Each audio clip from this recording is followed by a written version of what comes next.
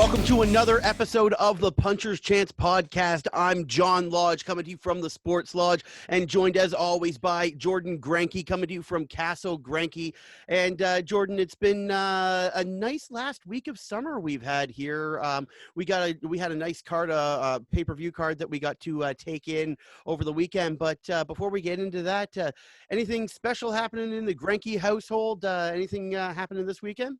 Man, yeah, actually, I'm looking forward to getting away for a little bit. I'm going to be able to watch the fights up north in beautiful Magnetawan, Ontario. I like going away in the fall. I usually stick around all summer, and I only go away in the fall. So I'm actually, I try and get in my weekends away when the leaves start to turn. So I'm very excited to get away with a few good buddies, and they're staunch hockey fans and baseball fans, so it's the one weekend I have a year to like convert them into MMA fans.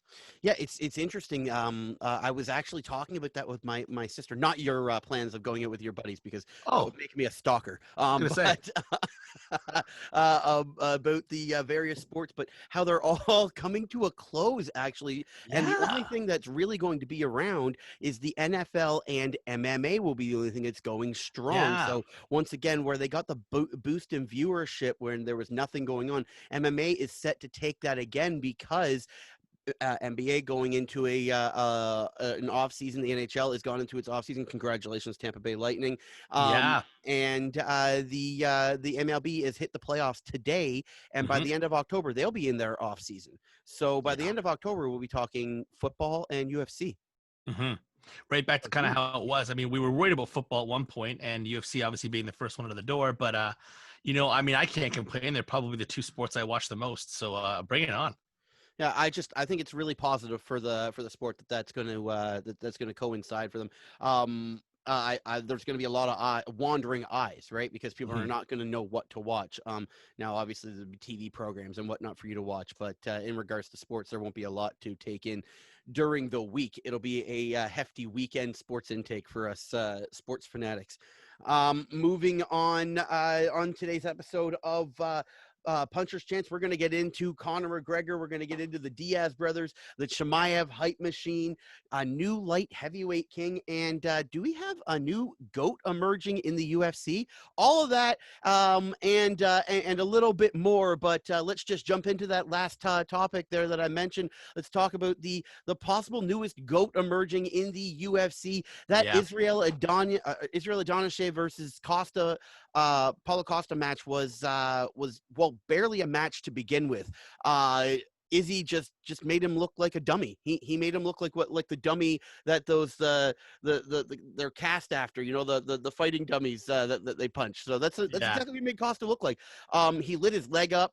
He was able to just to keep him at distance. Costa didn't want to make too many advances, and he really just showed us that there's no one anywhere close to him, right? There really was. It was a clear separation now as far as talent goes.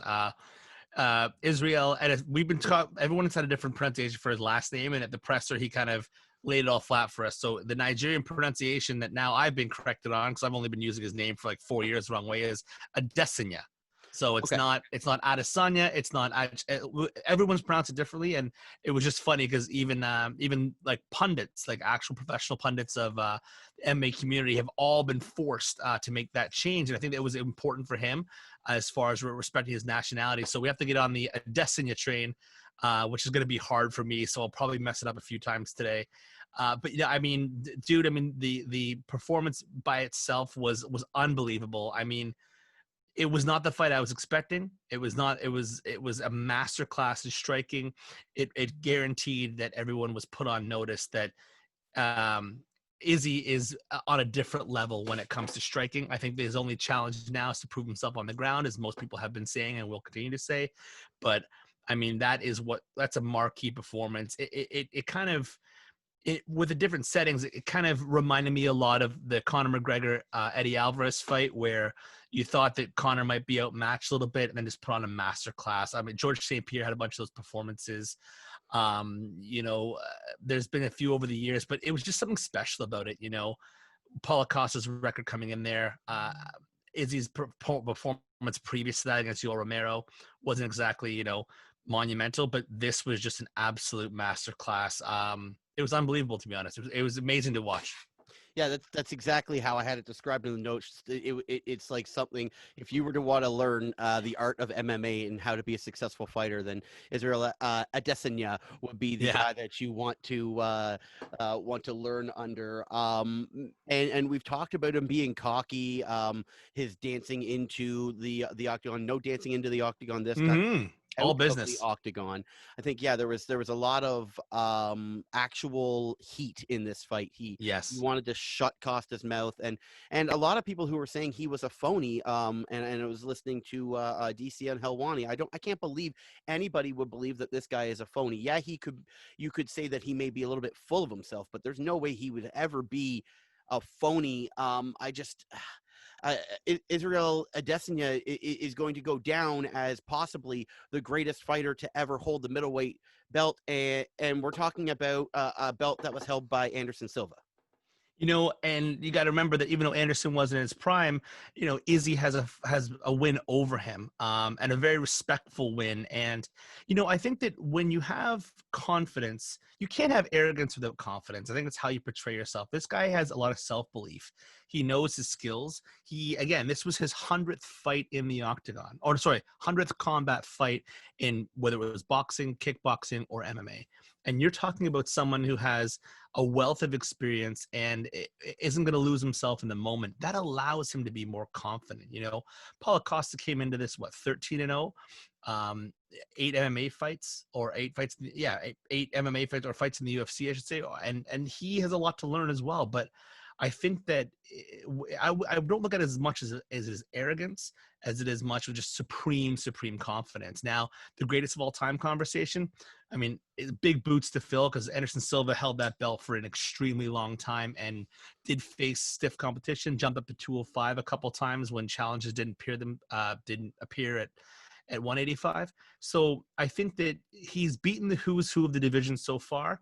We're going to talk about a potential future contender at 185 in a little bit.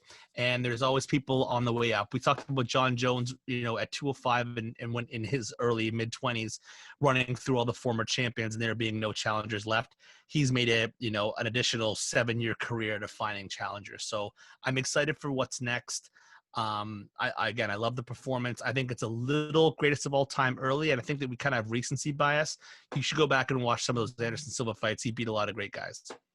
Yeah, I have a problem with the greatest of all time moniker in general. I like to call them the greatest of their era, the greatest Yes. of this time, right? Mm-hmm. And while Anderson Silva was the greatest of his time, George St. Pierre, et cetera, there's Mm-hmm. no way that we can't say that the guys who are competing at the top of the mountain today aren't the greatest of this time, right? And then when all is said and done, then maybe when everyone's retired and we're old men sitting and talking on holograms as opposed to video chat, we'll debate who the greatest of all time was. But until then, greatest of their era, greatest of their time. And Israel Adesanya is just, he's there. And the only competition seems to be to move up a class. You talked about Silva doing it. And there's been talk about, is that the next step for Izzy? And if that's the next step for Izzy, does he just go up and get a shot at Jan Blachowicz, the new light heavyweight champion? We'll get into that fight in a second.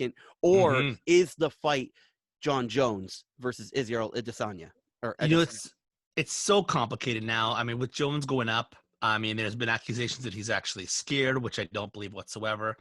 It's a tough thing to really dissect because I don't think Izzy has to go up yet. I think he's allowed to make his mark, make his money, build his reputation, extend his record, and find challenges in his own weight class. We got a guy named Hazmat, or who's about to come through the rankings at both divisions for all we know. There's a lot of things that are moving in a good direction. The Nick Diaz fight might be out there. He's fought at 185 before. There's different possibilities. And I think that let's give Izzy time to settle into his weight division, settle into his champion status, let him have some good quality, some good wins there, and let the division, let it grow on its own. We have the problem with Amanda Nunes right now with the women's featherweight division. There's really not going to be another challenger, right? We got a fight coming up this weekend, which might prove differently, but I think just let's have some fun. Let's enjoy. I remember way back when, I'm a bit of a history buff. We liked Anderson dominating. We liked Jon Jones dominating. We love GSP dominating. It's a good thing to have. We seem to be so quick to dethrone the people. And maybe it was because we have more fights every weekend now. But I'm a big fan of enjoying greatness while it's there. Like I like that. LeBron's still playing, and we're going to see him in the finals. Like I appreciate greatness. So I want Izzy to stay at 185 and fight all the contenders and let him build up his highlight reel, man. I think he's deserved it. So if he stays at 185 and we put the axe through the fantasy billing of moving up a division, the next foreseeable fight for Izzy is the winner of Whittaker Cannonier, or is it just Cannonier? Because if Whittaker does win, do we actually want to see an Izzy Whittaker rematch? Man, did Izzy ever have the greatest answer to that question at the press conference? He was asked about the same thing. So Israel Adesanya called out Jared Cannonier, thinks that he'll get through Whittaker, and says he's already talked to him previously about fighting. I don't know if he means previously. Imagine Yeah, the he said he psychology of that. DM'd him. Yeah, he Yeah, DM'd Cannonier. I'm gonna fight you when you beat Whittaker. That's crazy confidence in your competition. Robert Whittaker is no walk in the park. He's a tough guy. He's beaten the who's who. He's beat Yoel Romero, arguably in his athletic prime, twice. Right, just got through a tough fight with Darren Till, but he's Izzy said in the press conference, if Robert Whittaker wants to get knocked out for a third time, that's up, that's totally fine. Now, what he means by that, he's only faced Robert Whittaker once, but he pretty much finished him in the first round. He was saved by the bell and then knocked him out against in the second round. Izzy's basically counting that in his mind as two distinct wins, which I think is, again, incredibly arrogant and confident, because he's not exactly wrong. But I think that Jared Cannonier is a tough son of a bitch, and he's perfect for the weight class. Great build, very fast hands, tough, good takedown defense, all around, right? A good fighter. What I think is going to be interesting is to see how Robert Whittaker approaches that fight, knowing that when he charged in against Izzy, he got clipped. He played the game with Darren Till, went back and forth. It was much of a distance, almost like a point fighting game a little bit. I'm interested to see that matchup too. You give Robert Whittaker another shot at Izzy, why not? I think that's another fight. #would watch. I would like to see him have fresh meat. Maybe Whittaker does get through there, or Cannonier does get through there, and there's that fight. Maybe Whittaker goes through, they fight him again. Maybe Cannonier fights Till. They're both coming off losses to the same guy, and then Darren Till ends up being the next in line. It's funny, the next contender ends up just being one fight away. That's a very close fight with Whittaker and Till, and up until about the third round when his knee went. So I can't wait to see Izzy versus Till. I can't wait to see Izzy versus Whittaker again. I can't wait to see Izzy versus Cannonier. So you're looking at about a year and a half of fights right there. So again, I'm not rushed up to 205, but that's definitely the match. Cannonier is the fighter to watch at 185. Has been for a little while. He's been on a bit of a hiatus right now with visa issues and injuries and such. So that's going to be lined up. That's going to be exciting stuff to watch for Izzy in the future. Yeah, we've talked about Cannonier on the show before. I Yeah. believe we talked about him during the Whittaker Till card, or leading up to the Whittaker Till card, because I was asking the question, why not him? Why hasn't he gotten his shot? He had so many strong finishes leading up, and now we hear that Izzy is paying attention, right? It doesn't matter. It does matter who the UFC wants to see fight, but it also matters who the fighter wants to fight, right? So right. when Izzy calls him out, then that now it's in the public. Now we've heard it. We know he wants it, and you got to give it to him, right? So hopefully we see Jared Cannonier get through Robert Whittaker, and then we get to see this fight. If not, you set it up perfectly. You go Darren Till and Cannonier, and the winner gets the winner of Whittaker versus Adesanya. But I don't understand why the UFC would want to put Whittaker up there again against Izzy. I really don't. I don't think that that's a competitive fight. I think that Whittaker is the sub boss to the boss. Yes, definitely. Right? Yeah. Like before you get to the big bad, you got to face Robert Whittaker, right? And he's that guy. And as much as he's a former champ and has all these accolades in his own right and a great fighter, he's just not on the same level. And we've talked about it before. No. Izzy's just on another level. someone's got to be able to threaten Izzy with a solid, I mean, one of those like Habib or GSP level wrestling approaches. Kelvin Gastelum, he has a wrestling base, and he stood and traded and tried to take Izzy down. Same with Derek Brunson. These are guys that have wrestling backgrounds that couldn't get Izzy down, and he's got a great gym over there at City Kickboxing. And I think that he can get away with his striking skills for as long as he wants, and already is leaps and bounds above most people. So if this whole time he's just training his wrestling and training his jiu-jitsu, I can't wait to see it.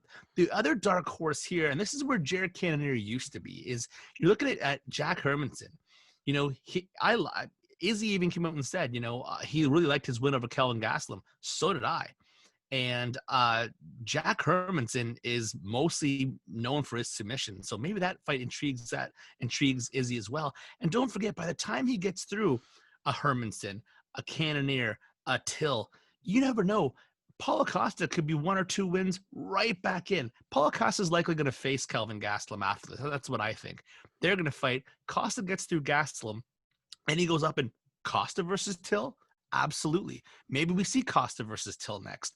That's going to produce another contender. So, again, lots of options, but I definitely agree with Dana and Izzy and yourself, John. It's got to be Cannonier next, should he win at UFC 254. Okay, so we mentioned him, and we might as well just roll right on into it. It's Khamzat Chimaev.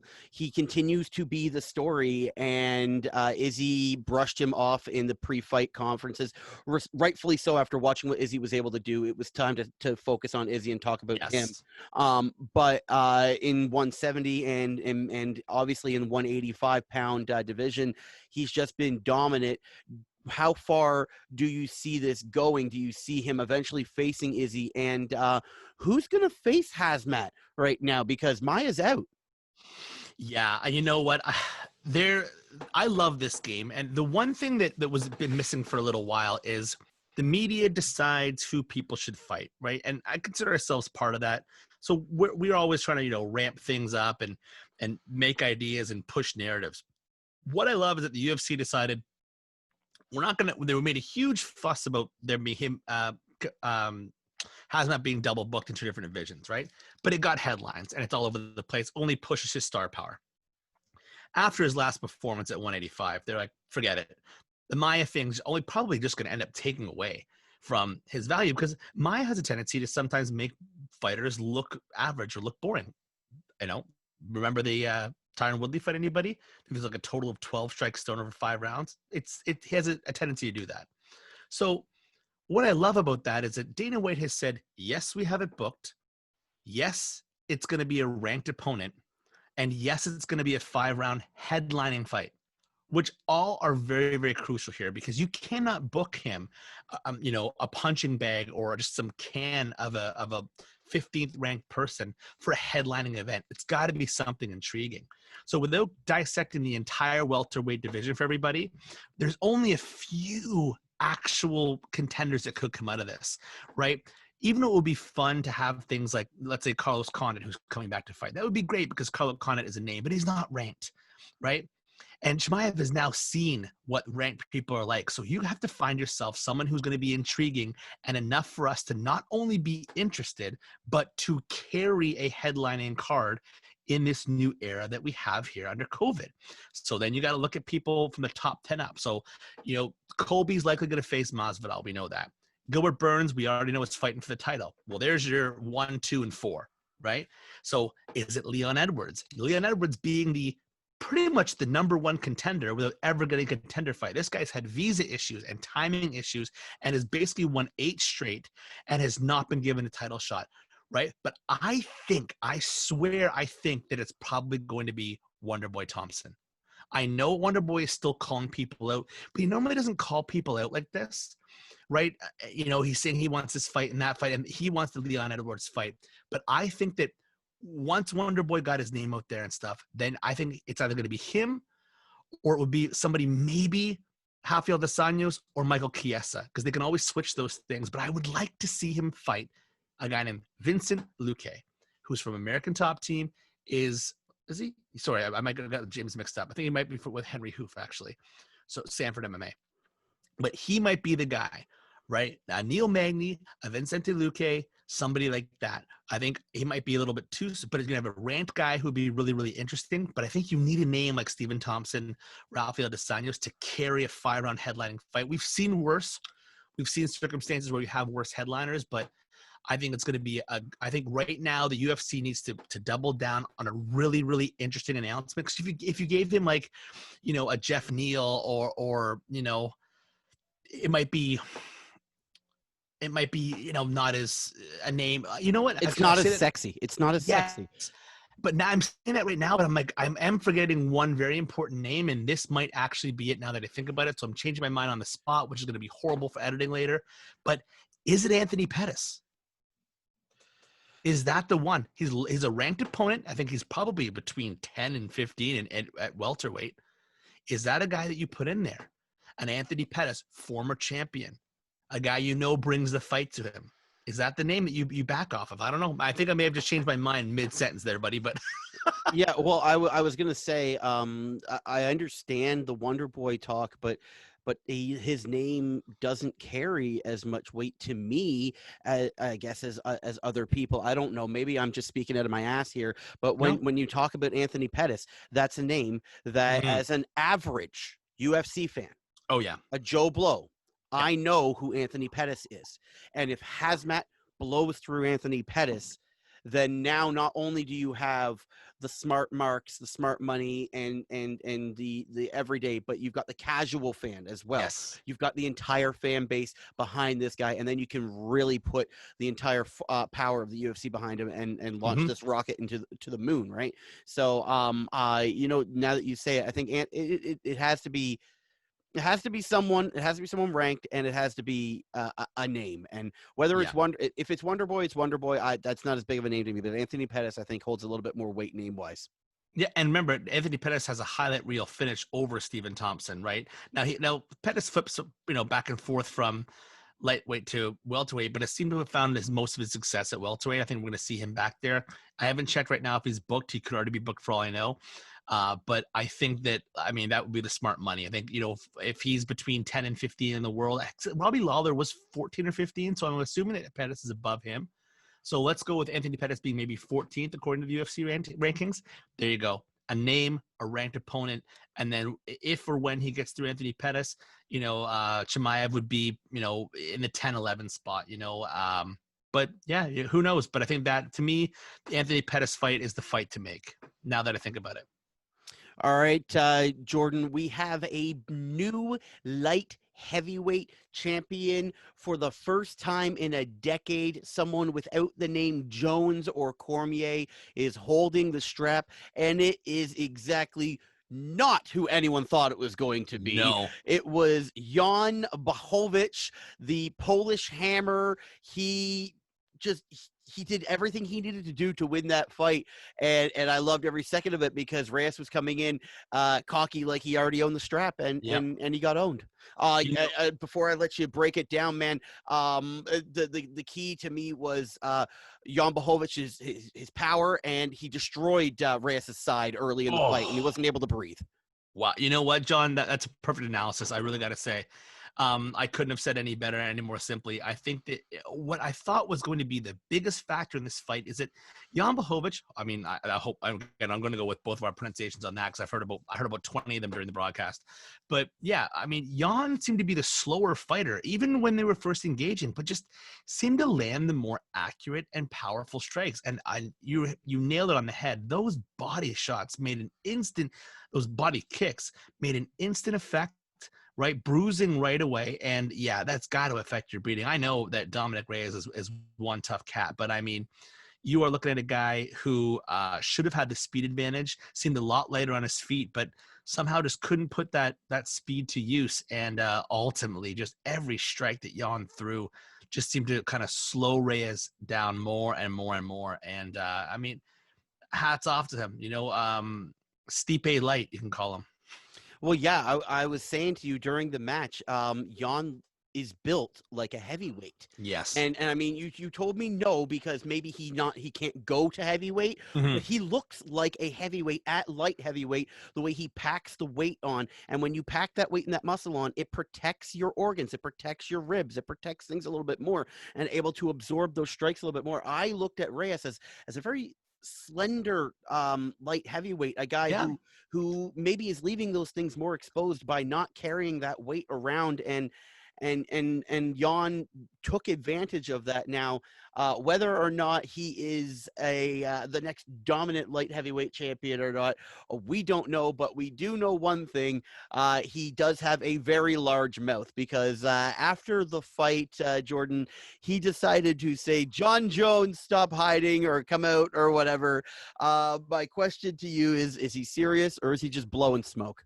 I would just like to know when this, like, it seems to be almost more important than a championship to be the person that wants to dethrone Jon Jones. Jon Jones has almost reached like Floyd Mayweather status. 'Cause for a long time when Floyd wasn't fighting or didn't have great performances and was retired, only Conor McGregor has retired more than Floyd Mayweather, right? So it would be one of those things where beating, like, if you take away his it's more important than your belt. You just won the light heavyweight championship, right? You should be, if I were you, I'd do exactly what Izzy was trying to do at first, being like, I'm not going to mention that bum's name. I'm not going to give him any attention. Like that's the way to go. It was Jan's moment, and I was surprised to see him turn on Jon Jones like that.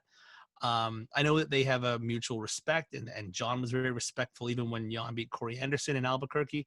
But I think that I would have liked to have seen Jan kind of own that moment a little bit more. And I think we leave Jon alone. I think that Jon Jones call-outs are kind of getting old. I think that we all know now he's going to go to heavyweight. And I think, again, let's leave Jon alone. I'm almost getting Jon Jones fatigue in a way. John actually did respond with an emoji after Jan called him out. So Yeah. an indifferent face emoji. So that's exactly how Jon Jones feels. Speaking about blowing smoke, there's some smoke out of the McGregor camp this week, Jordan, and it's regarding him boxing Manny Pacquiao. A little bit of heat between him and the UFC, him and Dana White, as Conor has decided to release private text messages between him and the UFC. How do you feel about him releasing these messages? I've been thinking about this. I knew this was going to get covered as soon as it happened, and I decided to think about this from every angle possible. And here's what I kind of came up with. It might be a little unconventional, might be my unpopular opinion in a way, but I'm just going to go ahead and be brutally honest here. You know what? I'm not saying that it justifies the DMs being released. And I think that when private conversations are private conversations, and you can publicly talk on Instagram or on Twitter if you want to make things, that they have that option to screenshot those DMs. I think it was demeaning for Diego Sanchez, especially in the moment that we thought maybe it could have been his last fight. I thought it brought negative light, and it just wasn't a very smart and well thought out tactical move.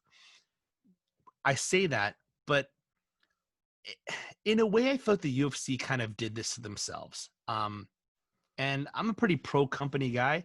I like the UFC for all its faults. I don't have anything bad to say necessarily, just strong opinions. And I think Conor McGregor fighting a 40-second, we'll call it a TKO victory, basically a KO victory, back in the middle of January 18th, 2020, has not fought since in this pandemic, and has been extremely vocal, even before the pandemic, about how often he wanted to fight. You've put him on the shelf. He's getting restless. He's done marathon competitions with princesses in Europe. He's trying to stay busy. You can only do so much pushing your own whiskey. It kind of, at this point, it's selling itself almost 2-1 to Jameson's, which is an amazing feat. This is a guy who wants to fight. He wants to compete. He wants to be in there. It's not so much that he was shitting all over Diego Sanchez, but what he was doing was saying, fucking give me anybody. I'll fight anybody. I just want to fight. And if the UFC had just booked him a goddamn fight, he would be in this position. He wouldn't be in this position, right? He'd be in camp. He'd be busy. He'd be back in the gym. And being in the gym is different than just training, which he can do. He has a state-of-the-art facility. But actually going and having an objective, this is what happens, right? It's happened before. The UFC's had pissing contests with him before. And when ultimately you keep him on the shelf for the sake of maximizing profits for the company, you're going to get pissed off fighters. right? And not to mention the other fighters that fucking do want to fight that are getting an opportunity to, right, aren't making the kind of money that Conor McGregor is. So you're kind of shitting in both hands and wishing in another. So, I don't agree with his tactics. I think he's got a point to a certain degree. And then late breaking news, he wants to set up an exhibition MMA fight and basically pay for the whole thing and give money to Dustin Poirier's charity. And Dustin Poirier, at least publicly, has said, I'll do it. I don't see the Dana White not jumping in and doing something to dispel that. But I don't know what the UFC expected. Maybe they didn't expect him to release DMs, which is a shitty thing to do. But this is what happens when you keep the most popular fighter, the most lucrative fighter in MMA history, and arguably the biggest fighter in the UFC right now and in history on the shelf for 9 months or 8 months, by basically saying it's because of COVID, while all your other champions, except not named Jon Jones, have fought. Okay, but we've talked about this before, Jordan, and I'll bring up the Poirier situation. How much did we say that Poirier would demand to walk into the octagon, just to walk in without winning? What do we have then? We should have wrote that down. Well, it was in the hundreds of thousands, right? He's making 100 now. Was it 150 now? But he's worth probably 350 to walk in, I think. Right. So my thing here is we know that the UFC does not want Conor McGregor fighting in front of an empty arena, and what we don't know is what Conor McGregor costs to walk into that octagon, just to walk in. So if you're thinking about fiscally and running a business properly, I totally side with Dana White on this situation. If I'm thinking fiscally, now if we're talking about being fair and giving everyone their equal opportunity, of course Conor McGregor hasn't been given his equal opportunity to build his profile back up to the level that he wants to build it up to. But he's not going to the UFC and being like, oh yeah, give me 50% of what you normally give me. No, he wants 100% of what he's worth. So the UFC wants to get 100% of what they can get out of a Conor McGregor fight. So I don't blame him. No, and you bring up some great points here. I mean, you look at the guy like I'll take Jorge Masvidal, right? When he fought Darren Till, right? He was in a headlining card, sold out arena, walking in with 66,000 guaranteed, 66,000 to win, right? So, and maybe sponsorship, but let's cap it at 15 grand, right? So he's making basically $100,000, but who knows what even like the gate was. Conor has a base salary, or at least according to his last pay, of $3 million to walk in. I think that your contract, I mean, his take-home pay with the door and pay-per-views and stuff will be more like 50 million, right? So maybe Conor does a thing where, lower your base if he wants to, or negotiate that way. Conor's always been open to negotiations and always wanted to say, I want to renegotiate after this, and after every fight we renegotiate. Well, I think that if he's willing to bend a little bit, maybe he takes more pay-per-view points and less base salary. But why should he have to? Izzy didn't. No one, Daniel Cormier didn't. Neither did Stipe Miocic. They're finding ways for these guys to fight. Don't forget, we have cards where, if you had a Conor McGregor and basically a terrible undercard, you could do that for the same price that you're putting on some of these more expensive cards, like the 3 title fight cards, or you always end up breaking the bank a little bit or saving money at the bank when you have 2 people who aren't champions fighting for the belt like last weekend. But Izzy's salary is close to $1 million. Jon Jones, your more lucrative stars, you're keeping on the shelf, right? And I don't know. I think it's a bad look. I think it's definitely building new stars for cheaper. So I understand the business model, but I understand it without thinking that it's okay. I don't care. Build a Conor fight with 6 fights, right? Knock off save money wherever you have to. You're a business, for Christ's sake. You're $1 billion business. You can find ways to cut corners. But I think it's just a goddamn shame that in his athletic prime, we're not watching Conor McGregor fight right now. I think that, and the final thing I'll say on it, I think that you have to work to sell out a Cormier. You have to work to sell out those certain other names. Conor McGregor is the goddamn Globetrotters. The outcome most of the time, but you still pay to see it, right? So that's the difference. I mean, is it fair? No, it's not fair. And is it fair to us? No, because all we want to see is Conor fight, right? So I would love nothing more than to see Dustin Poirier and Conor McGregor set up something, and then Dana White have to throw the X-nay on it, and then Dana gets the bad press, and then out of that bad press, the only way to get out of that bad press is to book Conor McGregor into an MMA fight. Which I'm so glad you said that, John. I was going to kind of just do a quick little conclusion on this because I'm a big Conor fan, and obviously I'm very passionate about it. I think he does great things for the sports, and ultimately we have more to talk about when he's doing well. But I think that's what it could be. If there is a long game, which, let's be honest, Conor McGregor is great at the long game when it comes to fighting, not so much as far as his butt-hurt mood swings when it comes to social media, i.e. your 15,000 retirements. But I think that maybe it puts pressure on the UFC in a way that they're not used to. You know, Conor can fly Dustin Poirier because the tweets say, "I'll fly you and your family and your team. Come do an exhibition, open weight, unified rules in Dublin, Ireland. A lot of hometown support."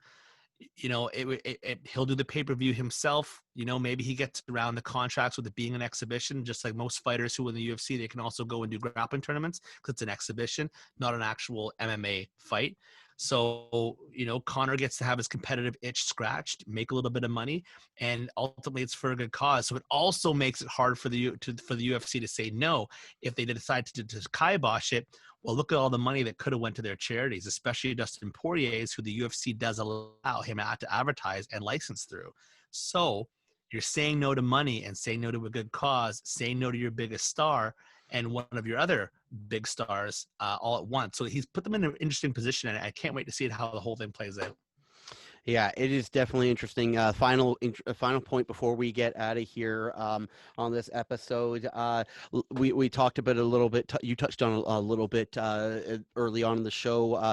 In a future fight, Masvidal future fight seems to be against Colby Covington. That seems to be Yes. preordained by Dana White. But there is a Diaz brother out there who released. I guess y'all forgot. Video as soon as that news came out. Nate Diaz releasing a little bit of a hype video of himself. And what do you think about that, man? Now I'm hearing. Oh, no, by hearing I mean I listened to DC and Helwani, but No, it's okay. I'm hearing the possibility of or DC says possibility of a if Nate can't get Masvidal, why not give Nate Conor? You know what? I think that they're going to have to do something. Like, you know, I think that like somebody has to do something right with Conor because it's gotten to the point where, I mean, even if you have him, I don't even care if you have him tentatively booked. Like, do it. So yeah, Masvidal's another question. He's going to fight Colby. I think that's a great move, especially considering all like the actual social friction that happened with the last fight.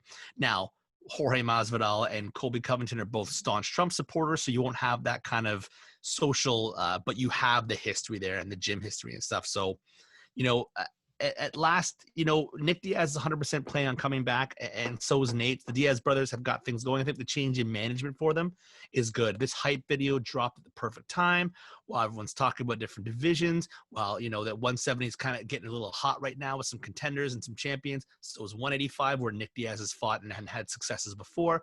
So I think their managers making good moves and keeping their names relevant out there. But I say yes. I say absolutely, John.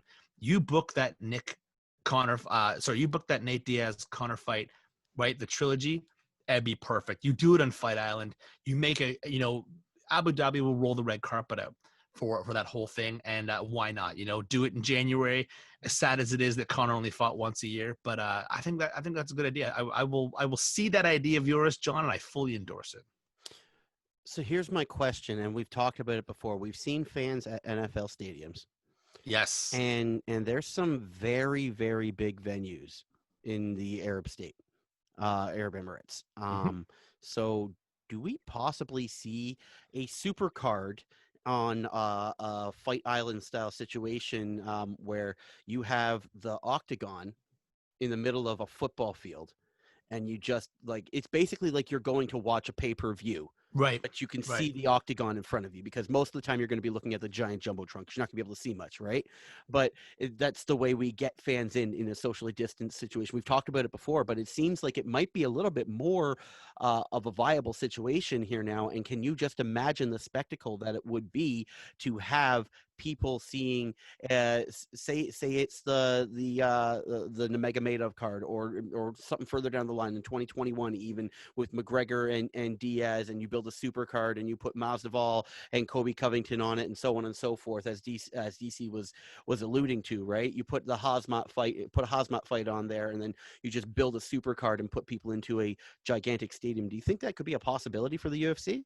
I think if it's worth it, I mean, some of the rent of these stadiums can be $400,000. So I think that, again, what we were just talking about with Conor having to justify his cost, I think you got to justify the cost. I think normally when you book these event centers, you book them, years in advance, or sometimes, at least 6 to 18 months in advance for some of these events, A right? lot of them are vacant now, though, right, Jordan? So you might be able Exactly. to negotiate a really good deal. So you beat me to the punch there. I was going to say, now would be the time to argue that you could. I'll bring something in there. The Kansas City thing is really interesting because that's a big stadium, which means you can have a lot of space between people very safely. Again, the football field thing is interesting because of the distance you'd have towards the audience, but I think you almost need like the jumbotron, right? The outdoor stadium thing either works for you and also works against you. But I would like to see it, John. To be honest, I'm dying to see these events with crowds again. The factor of hearing all the punches and kicks is kind of worn off a little bit. And I'm just dying for audiences. I mean, for a lot of things, I like the football noise that they enhance the viewership with, but I just miss that energy. That's so much more exciting in a sense. But I think you might be right. I think why not? Why not go in there and try to work something with a live crowd? I love the idea. I know that Abu Dhabi's taking it very, very seriously. They have some of the harshest health protocols when it comes to COVID-19. As you can see, all the UFC embedded stuff, people are just getting tested like crazy, which makes actually their documentary coming out on ESPN something that I really, really want to see. Must see. Yeah, must see TV. So, yeah, I like the idea a lot. And I think that, is it time yet? I don't know. A lot of places to kind of look at us here in Canada. We're pulling back, or at least in Ontario, we're pulling back again. So I think that the UFC is smart enough that they have a plan in place. But I think you have a good idea. I mean, why not have some fans instead of having absolutely none? It's not a bad idea, dude. Well, I mean, even if it does take, like you said, until mid 2021, whenever we get the super card, make it a super card. Make your first thing back. Oh, I agree with that for sure. Yeah, I think when sell it, go all out. Fans come back, you basically gotta tip your hat to your supporters. I mean, look at us. We didn't miss a beat, right? We're still watching every card, whether whether I'm like riding a bike, I'm watching the prelims, or I'm in Niagara Falls going on crazy hunts for bars that are gonna play it and stuff. We're dedicated fans, and I think the people that are buying these pay-per-views, and especially the bars out there that are those different establishments and venues that are just absolutely hurting. And now again, like they're hurting even more now where we are in the Durham region, right? The corral's closing. You know what I mean? Like there's Excuses is closing. All these different establishment. Places, yep. like 37 years, right? And so I think that if the UFC puts something together that is absolutely cannot miss television, make it an absolute event, an event like UFC 100 or UFC 200, and it's like like a welcome back kind of thing. I think you're 100% right. Stack that card like it's never been stacked before, and say thank you to every single fan that has been with you through this whole thing, and all your brand new fans that bring in the whole thing full circle, what you talked about before, with now it's going to be the only sport that's going to be on other than football on a weekly basis coming up here. So I think it would be a smart move, and for all we know, they got something in play, and maybe they've already talked to the people in Vegas at that new stadium. Who knows, man? But I agree with you 100%, man. Blow the doors off it. All right, before we get out of here, our Toronto Blue Jays, the first pitch flies 5:07 today in just over an hour. Playoffs against the Tampa Bay Rays, and Matt Shoemaker going in game one. So, really excited for some playoff baseball. I'll be sitting on the couch. I don't know about you. I'll be watching some playoff baseball. Is really the only thing on to watch. The NBA Finals doesn't start till tomorrow, where we have LeBron going up against his old stomping grounds in the Heat. Of all things, he gets to go up against his old general manager and old coach. And can I just give a little nod, a little tip of the cap to Eric Spoelstra, who is in an era where we see an upheaval and changing in coaches. He's still there. He's still there.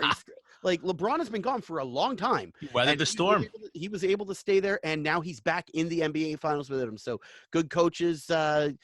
They're worth their weight in gold. And yeah, my final thought, you brought up a couple Donald Trump supporters, and it brought to my mind, if you have Crave TV, you got to check out the Comey Rule. The Comey Rule is fantastic. I watched part 1 yesterday. I'm going to queue up part 2 tonight. I can't wait to finish it. But yeah, Comey Rule, must watch. That's going to win Oscars. I thought you were going to give the Jason Sudeikis show a shout out. Well, Jason Sudeikis, the Ted Lasso show, man, that's fantastic too. Oh yeah, if you guys aren't watching, I could do review after review. If you're not watching Ted Lasso, man, you're doing something wrong. You're missing out. It's an incredible show. I can't believe we're going to end off with like a movie review here, but also again, John's being very humble and coy here. He gave this show an awesome shout out, and then Jason Sudeikis, none other than him, Jason Sudeikis himself, gave John a little nod there on Twitter, which is awesome because we love Jason Sudeikis. We think he's absolutely hilarious, and the show is so good. It's being like acclaimed by everybody in sports and out of sports. So, you haven't watched that Ted Lasso show, you got to get your hands on that for sure. Oh yeah, man, it's fantastic. And don't judge a book by its cover, because I did, and I put off watching the show for far too long. I did the exact same thing. Yeah. Great show. All right, thanks everyone for listening to another episode of Puncher's Chance Podcast. That's all we got this week. We'll be back next week, same bat time, same bat channel. Later. See you guys.